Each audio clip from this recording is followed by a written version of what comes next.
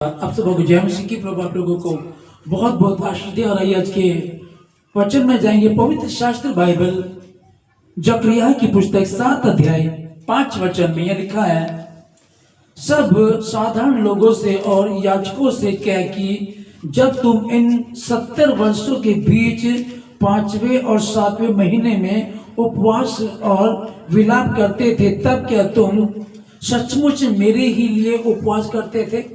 परमेश्वर के पवित्र वचन के पढ़े, सुने, समझे और कबूल के जाने में परमेश्वर की आशीष हो। प्रभु आप लोगों को आशीष दे। आमीन।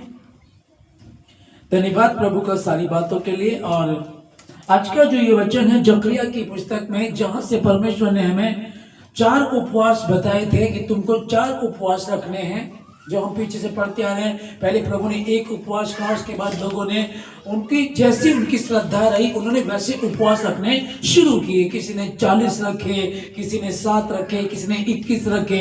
ये उपवास उनका पर्सनल परमेश्वर के साथ का रिलेशन था। लेकिन जो उपवास रखने के लिए परमेश्वर ने कहा था वो पहले 1 कहा था, और आज वो जो उपवास के लिए 4 उपवास आज परमेश्वर ने बताया। तो हम देखेंगे कि ये उपवास किस प्रकार से मसीह के लोग, जो परमेश्वर के लोग थे, उनको रखा करते थे।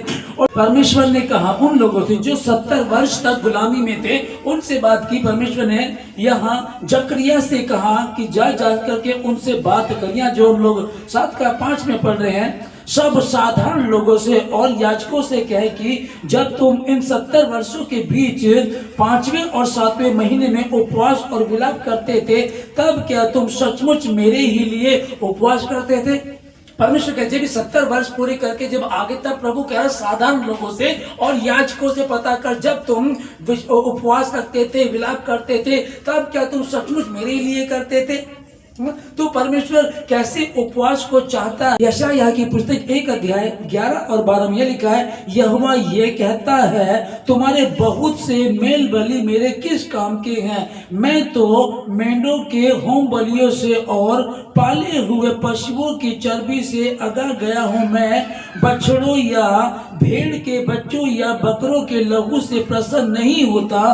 तुम सब अपने मुंह मुझे दिखाने के लिए आते हो, तब यह कौन चाहता है कि तुम मेरे आंगनों को पांव से रौंदो? परमेश्वर इस बात को बोल रहा है कि तुम्हारे बहुत सारे, तुम्हारे जो तुम मेरे पास आते हो अपनी बलियों को लेकर के, उनसे मैं अगा गया हूँ। परमेश्वर कैसा कैसा बलिदान चाहता, परमेश्वर कैसा उपवास चाहता। ये जब हमने पढ़ा, बीते दिनों में पढ़ते आ रहे हैं कि जो उपवास है वो किस प्रकार का होना चाहिए। जिस उपवास से मैं प्रसन्न होता हूँ, क्या आजकल तुम वैसा उपवास रख रहे हो? उन 70 वर्षों में जब तुम उपवास रखते थे, तो क्या तुम मेरे ही लिए रखते थे? क्या तुम जो विलाप करते सचमुच मेरे लिए करते थे? हाँ, कुछ लोग थे, जैसे एजरा रहा है, नehemiah के विषय में, एजरा के विषय में, दानियल के विषय में, ये सब वही गुलाम थे। ये भी वहां इनका जीवन कैसा था, परमेश्वर इनके जीवन को जानता है। लेकिन साधारण लोगों से और याजकों से पूछो। और जबकि कहेंगे हम कि एजरा भी तो याजक था, हाँ, जिसको प्रभु जानता है, ठीक है। लेकिन कुछ और याजक थे बहुत सारे, उनसे कहा जा रहा जाओ उनके लिए कि जाओ पूछ करके आओ, उनका जो जीवन था, जो उपवास था, विलाप करना था, क्या सचमुच मेरे लिए ही था? क्योंकि ये लोग मन से भीतर से मुझे पसंद नहीं करते, बाहर से दिखावा करते, भीतर से नहीं करते हैं ये। मैं और परमेश्वर मनों का जानने वाला है। जकरिया की पुस्तक 8 का 19 में लिखा है, सेनाओं का यहोवा यूं कहता है, चौथे, 5वें, 7वें और 10वें महीने में जो उपवास के दिन होते हैं, वे यहूदा के घराने के लिए हर्ष और आनंद और उत्सव के पर्वों के दिन हो जाएंगे। इसलिए अब तुम सच्चाई से और मेल मिलाप से प्रीति रखो। आमीन। जिस वचन को अभी हम पढ़ रहे हैं, थैंक यू जीसस, हालेलुया, धन्यवाद ईश्वर, थैंक यू ग्लोरी।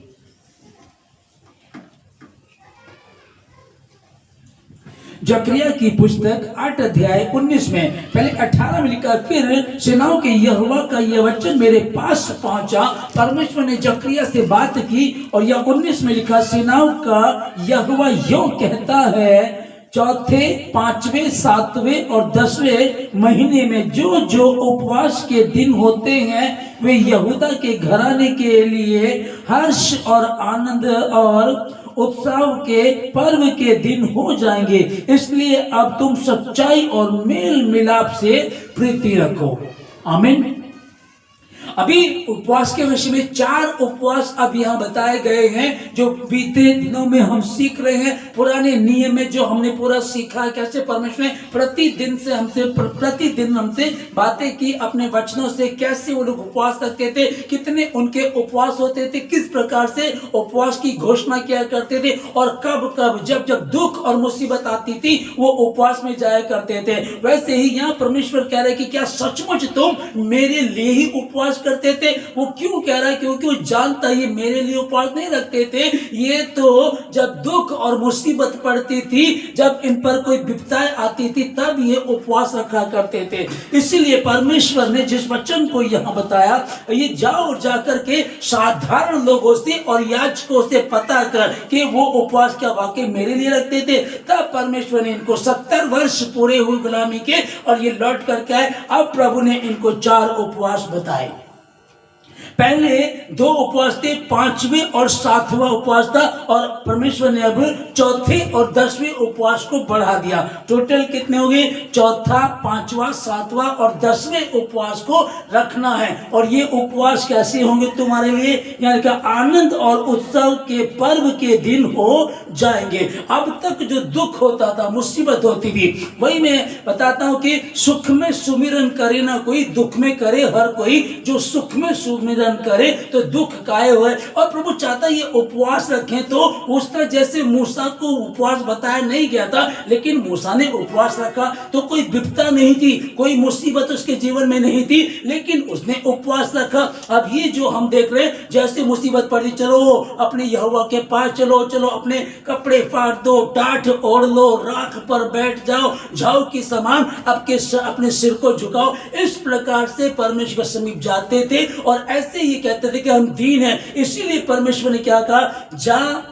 जकरिया और जा साधारण लोगों से और जो याजक हैं उनसे पूछ, उन 70 दिनों के बीच में, 70 वर्षों के बीच में जो उपवास करते थे, क्या मेरे ही लिए करते थे? जो ये विलाप करते थे, क्या मेरे ही लिए करते थे? इसीलिए परमेश्वर ने उनको पूछा। चलो ठीक है, पूछने के बाद अब कहा कि अब जो 4 उपवास होंगे वो कैसे होंगे? वो आनंद के, हर्ष के, उल्लास के होंगे। अब वो नहीं है कि तुम दुखी होकर के आओ। जैसे कि परमेश्वर ने कहा कि कैसा उपवास होगा। पहले जो उपवास तुम रखते थे, ओके, तुम जो रखते थे ठीक है, जिसमें यही है कि यार मुसीबत आई, दिक्कतें आई, परेशानी है, चलो अब हम अपने परमेश्वर के पास चलते। तो प्यार से कभी आते नहीं थे, चलो परमेश्वर के पास चलते हैं, चलो आनंद का गीत गाएंगे, परमेश्वर को स्तुति भजन देंगे, परमेश्वर के समीप बैठेंगे। तब तो ये आते नहीं थे। जैसे ही मुसीबत पड़ती थी फिर तो उपवास की घोषणा किया जाती थी।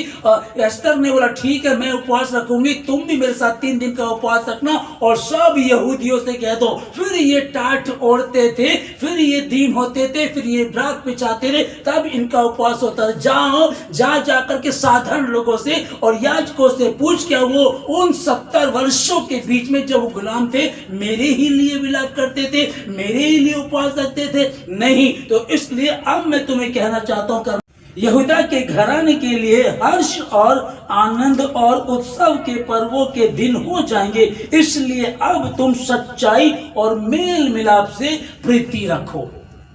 जब 4 उपवास परमेश्वर ने कहा तो क्या कहा? ये लिखा कि इसलिए तुम अब सच्चाई और मेल मिलाप से प्रीति रखो। भेदभाव छोड़ दो, क्लेश छोड़ दो, उलझनों को छोड़ दो, मेल मिलाप से और सच्चाई से, झूठ से परे हो जाओ, झूठ को छोड़ दो। क्योंकि जैसा उपवास आजकल तुम रखते हो उससे तुम्हारी प्रार्थना ऊपर सुनाई नहीं देगी। और भजन संहिता 30 अध्याय का 11 में यहां लिखा है, तूने मेरे लिए विलाप को नृत्य में बदल डाला, तूने मेरा टाट उतार कर मेरी कमर में आनंद का पटुका बांधा है। मेरे विलाप को नृत्य में बदल डाला। मैं विलाप में था, दुखी थे, परेशान थे, लेकिन तूने क्या किया, उसको नृत्य में। अब मैं आनंदित हूँ, अब मैं नाचता हूँ, अब मैं गाता हूँ, वाचा का संदूक में लेकर के आ रहा हूँ और मैं आनंदित हूँ और मैं नाच रहा हूँ। परमेश्वर तेरी हुजूरी में हो, तेरी उपस्थिति में हो कि परमेश्वर जो जमीन और आसमान का बनाने वाला खुदा है, आज वो मेरे नगर में आ रहा। तूने मेरे विलाप को आनंद में, मेरे विलाप को नृत्य में बदल डाला। आमीन। नृत्य में बदल। जो मेरा विलाप था, वो विलाप कैसा चल रहा था, बार बार मैं दुखी होता था, बार बार शाऊल मेरे पीछे पड़ गया, गोलियत आया, वो दुश्मन था, उसको मार गिराया, कोई फर्क नहीं पड़ता उस बात से। लेकिन जब मेरा अपना ही मेरे लिए दुश्मन बन गया, मुझे मारने के लिए मेरे पीछे पड़ गया, तब वो कई बार सोचता था, चिंता करता था। लेकिन जब सब कुछ खत्म हो गया, क्लेश खत्म हो गए, उसके बाद जब वाचा का संदूक दाऊद के नगर में आ रहा था, उसने क्या किया, अब वो नाच रहा है, गा रहा है, राजा अपनी प्रजा के सामने। यहां तक कि उसकी पत्नी मिकल ने भी उसको तुच्छ जाना, और लेकिन उसने यही कहा कि मैं इससे भी ज्यादा तुच्छ बनूंगा। यदि मैं तेरी दृष्टि में तुच्छ हूं तो मैं इससे भी ज्यादा तुच्छ बनूंगा, क्योंकि आज मैं जहां हूं वहां पहुंचाने वाला वही खुदा है। और उसकी उपस्थिति में यदि मैं ऐसा कर रहा हूं, क्योंकि मैंने भजन संहिता 30:11 में, तूने मेरे लिए विलाप को नृत्य में बदल डाला, तूने मेरा टाट उतार कर मेरी कमर में आनंद का पटरुका बांधा है। आमीन। मैं इससे भी ज्यादा तुच्छ बनूंगा। जब उसने देखा कि मेरे मारे फिरने को तूने मेरा टाट उतार कर मेरी कमर में आनंद का पटरुका बांधा है। आमीन। क्या लिख रहा है, तूने मेरे लिए विलाप को नृत्य में बदल डाला। ये विलाप अभी तक ये दुखी था, परेशानी था, लेकिन अब ये आनंदित हो गया। कब, तूने मेरे टाट को उतार करके नृत्य में बदल डाला। आमीन। इसलिए मैं आनंद करता हूं। तो परमेश्वर यहां बात कर रहा है कि कैसा, जैसा उपवास तुम आजकल रखते हो उससे तुम्हारी प्रार्थनाओं पर सुनाई नहीं देती। हाँ, पूछो जाकर के, क्या मेरे लिए उपवास रखते थे? तो इन दिनों में आज उपवास का ये 32वां दिन, 32 डेज आज हो गए हैं। आज परमेश्वर बात कर रहा है कि अब से जो बीते 31 उपवास आपने रखे हैं, वो उपवास क्या मेरे ही लिए थे?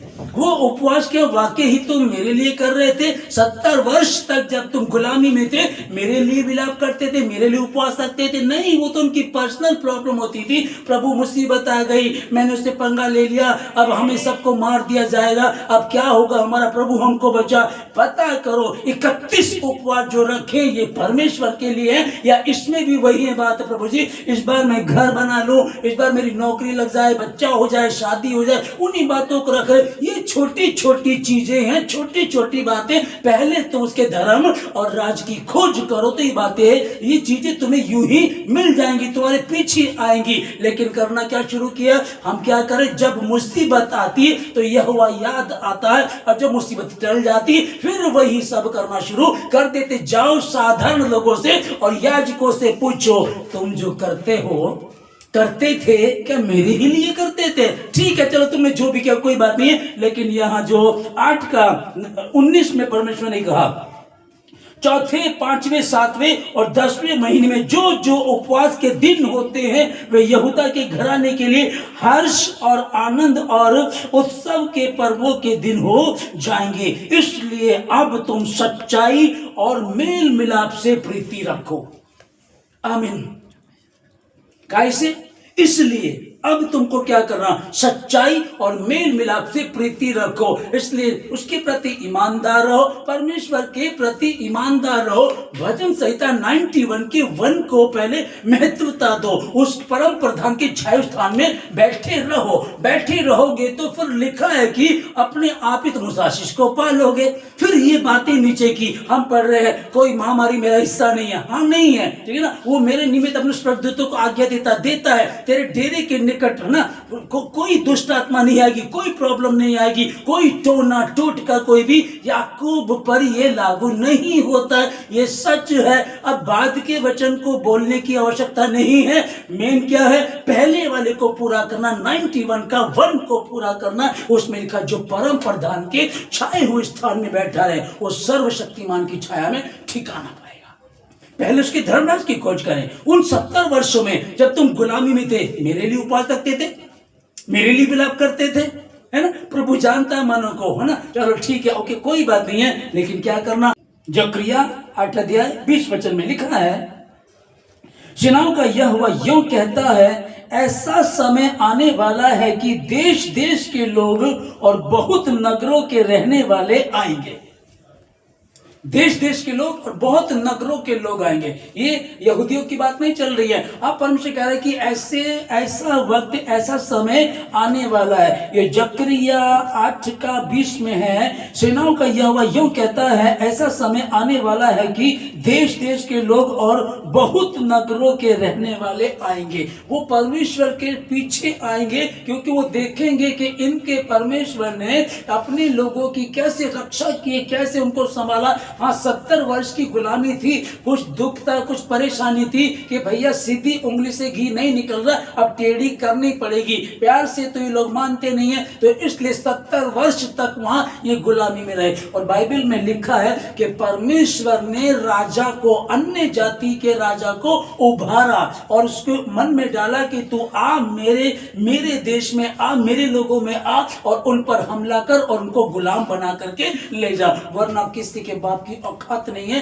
कि जीवित परमेश्वर के लोगों को कोई गुलाम बना सके। यहोशू, जब परमेश्वर यहोशू को लेकर के चला तो लिखा है कि परमेश्वर ने कहा कि व्यवस्था की पुस्तक तेरे चित्त से कभी उतरने ना पाए, दिन रात इसमें मनन करते रहना, और जैसे मैं मूसा के संग रहा वैसे मैं तेरे संग भी रहूंगा। और जब इसको पढ़ते हैं, लिखा है कि 31 लड़ाइयां उसने लड़ी। मतलब कि लड़ाइयां तो और भी लड़ी, पर अभी तक यहाँ जो एक बात चल रही है कि जब वो पहुंचा यरीहो को पहुंचा, यरीहो की दीवार गिराई गई, जब उस समय तक 31 राजाओं को उसने मार डाला था, 31 राजाओं को उसने हरा दिया था। क्या किया कि परमेश्वर उसके संग था। लेकिन जब जब ये इजरायली, ये परमेश्वर के लोग गलती करते थे और बहुत ज्यादा गुनाह करते थे, तब ये गुलाम बनाए जाते थे। 21 में लिखा है, और एक नगर के रहने वाले दूसरे नगर के रहने वालों के पास जाकर कहेंगे, यहोवा से विनती करने और सेनाओं के यहोवा को ढूंढने के लिए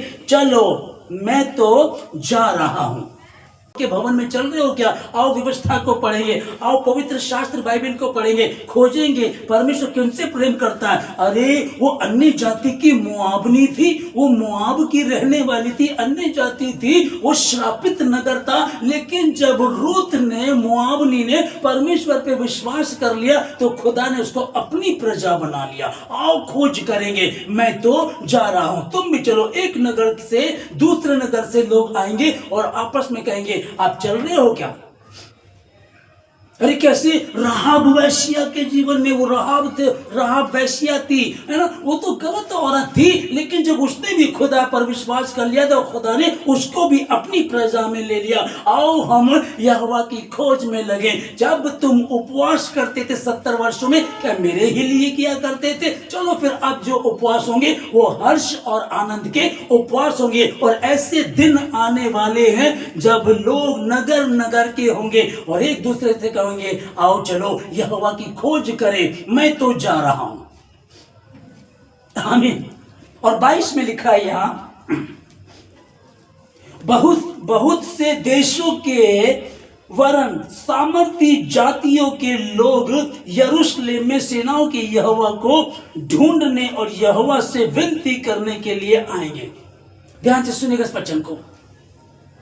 32वें दिन का ये उपवास क्या बात कर रहा? प्रभु ने पहले क्या कहा, हमसे बात की, क्या वो उपवास तुम जो रखते थे मेरे लिए थे? 31 उपवास जो तुम्हारे कल तक पूरे हो गए थे, क्या वो मेरे लिए ही उपवास थे? वो विलाप मेरे लिए ही था? और फिर आंखें खुलती है, नहीं प्रभु, इसमें तो वही था कि उपवास के दिन आ गए हैं, चलो मन्नत मानते हैं, चलो प्रभु के समीप चलते हैं, चलो भैया जो कमियां हैं जीवन में वो पूरी हो जाएंगी, है ना। बच्चा बिगड़ रहा सुधर जाएगा, पति दारू पीता तो दारू छोड़ देगा, है ना, कुछ जुआ सट्टा बीमारी नशे की गंदी आत्मा कुछ गड़बड़ी है, चलो उपवास में जाएंगे। तो क्या ये उपवास मेरे ही लिए रखते थे?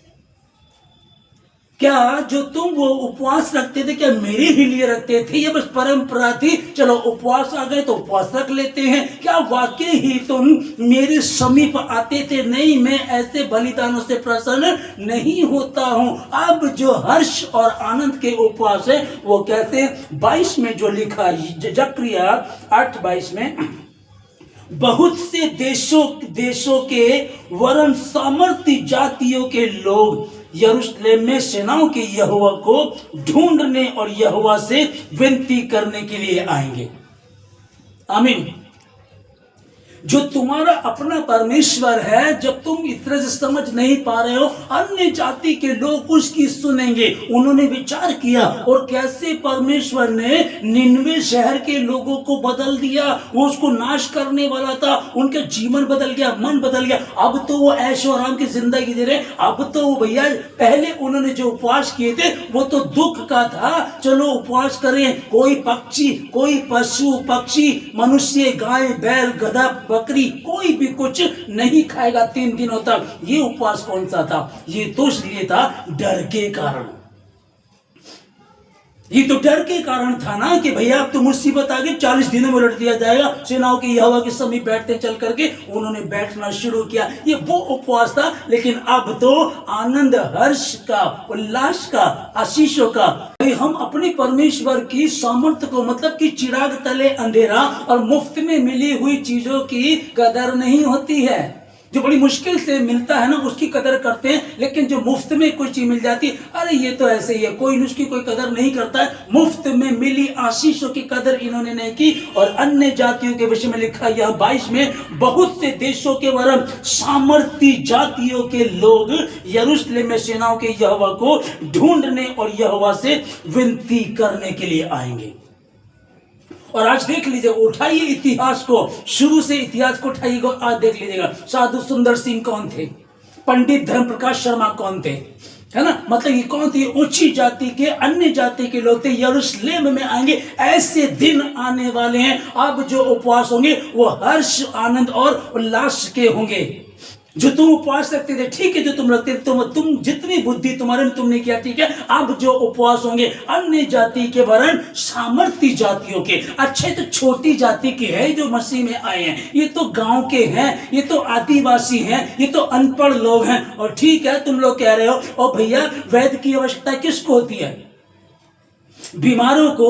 वैद्य की आवश्यकता बीमारों को होती है। अब कोई कहने लगे हॉस्पिटल में कौन लोग जा रहे हैं? हॉस्पिटल में सारे बीमार जाते हैं। अरे बावले, हॉस्पिटल में तो बीमारी तो जाएंगे। और ये स्पिरिचुअल हॉस्पिटल है। चर्च, परमेश्वर का भवन स्पिरिचुअल हॉस्पिटल है, आत्मिक अस्पताल है ना। अन्य जाति के लोग बोलते हैं ना कि छोटी जाति के हैं, इसमें तो अनपढ़ हैं, गवार हैं, गांव के, ये लोग ज्यादा मसीह यीशु में जाते हैं। ओके, उनको आवश्यकता है, उनको मालूम पड़ गया कि कहीं जीवन नहीं है, उसके समीप जाएंगे। वही है जो आशीष देता है, वही जो दरिद्रों से प्रेम करता है, वही है जो गरीबों के, दरिद्रों के, दलितों के, असहायों के, कुछ लोगों के, कमजोरों के साथ बैठ करके खाता है। और कितने लोग चिढ़ते थे, ये तुम्हारा गुरु तो ये विचार के साथ, दारू पीने वालों के साथ, चोर उचक्कों के साथ खाता पीता है। और यीशु ने यही कहा, जाओ जाकर के इसका अर्थ सीख लो। मैं बलिदान नहीं, परंतु मैं दया चाहता हूं। और यहां लिखा है कि जो 22 में लिखा है, कितना और लिखा है, सामर्थी जातियां, छोटी मोटी सामर्थ्य जातियां। उठाओ इतिहास को, आज पढ़ो, कितने लोग हैं, है ना। सिख लोग हैं, राजपूत हैं, ठाकुर हैं, ब्राह्मण हैं, मुस्लिम हैं, शर्मा है, वर्मा है, कितने लोग जो सत्य को, कितने लोग परमेश्वर के पीछे आज चल रहे हैं। कौन लोग हैं? अरे भाई, तुम ये मत देखो, जो तुमको कई बार कुछ लोग, कुछ मसीह लोग हैं, कई बार वो लोग बोलते हैं, जी हमारे पड़ोस में तो यार तुमने धर्म बदल लिया, वो तो कह रहे तुमने गलत कर दिया। तो लोग तुम्हें बोल रहे हैं, उनकी सुनो, लेकिन उनकी सुन करके एकदम डिप्रेशन में मत चले जाया करो। हाय, इसने क्या किया, उसने क्या कहा, और तुम्हारे साथ जो हुआ, जो कल तक तुम्हारे साथ होता था, और अब जो मसीह में परमेश्वर यहोवा ने तुम्हारे लिए किया है, उससे पहले तोलो, उसे माप लो, और तुम सत्य को जानोगे, सत्य तुम्हें स्वतंत्र करेगा। कल तक जब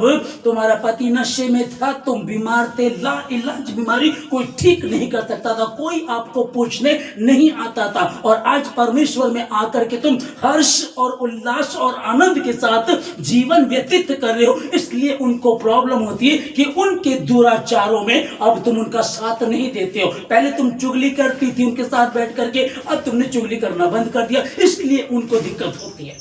पहले आधी आधी पैक लगाया करते थे, अब तुम पैक नहीं लगाते हो, इसलिए उनको दिक्कत होती है। इसलिए मत सोचा करो परमेश्वर के वचन में क्या लिखा। हाँ, मैं इसका अर्थ सीख लो, मैं बलिदान नहीं, दया चाहता हूं, और मैं धर्मियों को नहीं पापियों को बुलाने आया हूं। और धरती पर एक भी व्यक्ति इस बात को नहीं बोल सकता कि मैं धर्मी हूं, मैंने कोई अधर्मता का काम नहीं किया, कोई एक भी नहीं कह सकता। और यदि कोई कहता कि मैं तो धर्मी हूं, ओके तुम जाओ, तुम्हें मेरी आवश्यकता, तुम्हें मसीह यीशु की आवश्यकता नहीं है।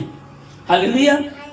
22 में बहुत से देशों के वरन सामर्थी जातियों के लोग यरूशलेम में सेनाओं के यहोवा को ढूंढने और यहोवा से विनती करने के लिए आएंगे। आमीन।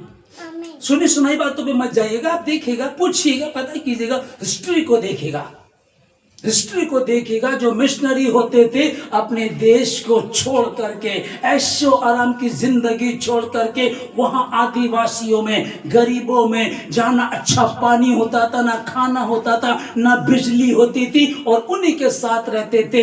ये कौन लोग थे? ये मसीह को मानने वाले, अपनी ऐशो आराम की जिंदगी छोड़ करके। साधु सुंदर सिंह जी एक उस समय के बहुत ही अमीर व्यक्ति, अकेला लड़का, ना शादी की, ना जीवन में कुछ ऐसा सोचा, और मसीह यीशु के पीछे निकल गए। ऐसे समय आने वाला है, सामर्थी जातियों के लोग, मतलब छोटी नहीं, सामर्थी जातियों के लोग आएंगे और कहीं यहोवा की खोज में रहेंगे, वही हर्ष, आनंद और उल्लास के लिए। हालेलुया। परमेश्वर प्रभु को बहुत बहुत आशीष दे। 31वें दिन तक परमेश्वर में आप बने रहे, और प्रभु कह रहा है कि जो 31 दिन तक तुमने उपवास रखे, क्या वो मेरे ही लिए थे? जो तुमने विलाप किया, क्या तुमने मेरे ही लिए किया है ना? एक बार विचार करें परमेश्वर ने क्या कहा है। और 32वें दिन के उपवास में आज परमेश्वर जो बात कर रहा है उस पर विचार कीजिएगा। हाँ प्रभु, सोचने पर मजबूर है ना? ये तो सच बात है। क्यों उपवास रखें? उपवास शुरू होने वाले, अब हम उपवास में जाएंगे। कौन से उपवास है? मेरा कोई भैया, मेरा परमेश्वर मुझे सब कुछ देता है, वो आशीष दे चाहे ना दे, वही मेरा खुदा है। अरे वो गुलामी के देश में लेकर के आए, दानियल की तरह, शद्रक मेशक अबेदनगो की तरह। ऐसा उपवास होना चाहिए, ऐसा प्रेम होना चाहिए उसके प्रति हमारा। 3 साल तक जो भी राजा के लिए तैयार किए जाते थे लोगों को, मंत्री के लिए या जो उनके साथ रहेंगे, 3 साल तक उन पर काम किया जाता था। जिम करो, पढ़ाई करो, किताबों को पढ़ो, और राजा का भोज खाना, जो राजा खाता उसमें शामिल हो जाओ। और दानियल ने क्या कहा? हम राजा के भोज को खाकर अपने आप को अपवित्र नहीं करेंगे। हमारा परमेश्वर गुलामी में भी हमको संभाल सकता। ये वही परमेश्वर है जिसने कौओं की चोंच में एलिया नबी को भोजन पहुंचा दिया। तो वही खुदा आज भी है, वो हमें यहां भी संभाल सकता है। वो उपवास कैसे थे तुम्हारे? साधारण लोगों से, याजकों से जाकर के पूछ। जकरिया, इनसे बात कर। जब उपवास रखते थे, विलाप करते थे, क्या मेरे ही लिए करते थे ये लोग? एजरा, मैं जानता हूं उसके जीवन को। नहमीया, जब उसे मालूम पड़ा मेरे परमेश्वर का शहर, उसकी शहरपना टूटी पड़ी हुई है, वो दुखी है, वहां के लोग, उनकी निंदा की जाती है, और तब मैं कितने दिनों तक प्रार्थना करता रहा, उपवास करता रहा, सेनाओं के यहोवा के समीप रोता रहा। मैं जानता हूं नहमीया को, मैं एजरा को जानता हूं, मैं दानियल को जानता हूं, शद्रक मेशक अबेदनगो को जानता हूं। मैं जानता हूं 70 वर्षों में, उन 70 वर्षों में जितने गुलाम बना करके ले जाए गए, कितने लोग थे। साधारण से और याजकों से पूछो उनका जीवन कैसा था। मेरे लिए उपवास रखते थे, मेरे लिए विलाप किया करते थे।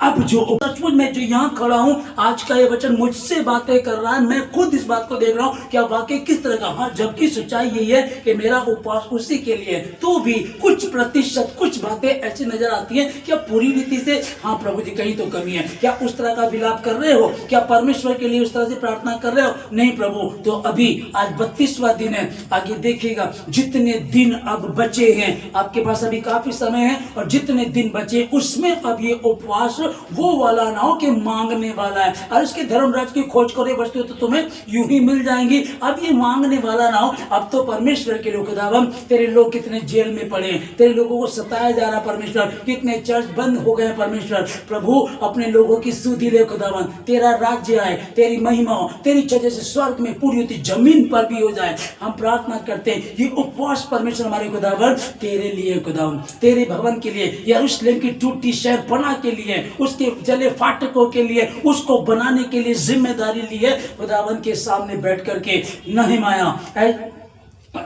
नहमाया और दानियल ये लोग प्रार्थना करते रहे, बैठ गए परमेश्वर के समीप। और वही उपवास, अब कौन सा उपवास होगा, और जब ये उपवास रखेंगे कैसे प्रभु संभालता है। अब इसको यहाँ जो वचन में लिखा 8:19 में, सेनाओं का यहोवा यूं कहता है, चौथे, पांचवें, सातवें और 10वें महीने में जो जो उपवास के दिन होते हैं वे यहूदा के घराने के लिए हर्ष और आनंद और उत्सव के पर्वों के दिन हो जाएंगे। इसलिए अब तुम सच्चाई और मेल से प्रीति रखो।